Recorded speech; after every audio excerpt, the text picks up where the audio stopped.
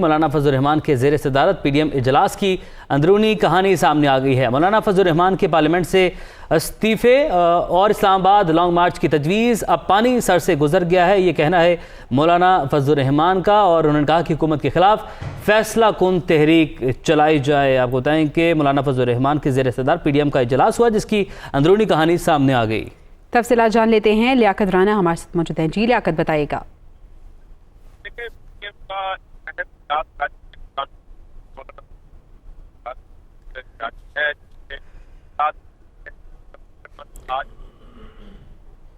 लियाकत, आपको हम ठीक से सुन नहीं पा रहे। आपको बताएं कि मौलाना फजल रहमान के ज़ेर सदारत पीडीएम इजलास हुआ जिसकी अंदरूनी कहानी सामने आ चुकी है। मौलाना फजल रहमान की पार्लियामेंट से इस्तीफ़े और इस्लामाबाद लॉन्ग मार्च की तजवीज़ सामने आई है।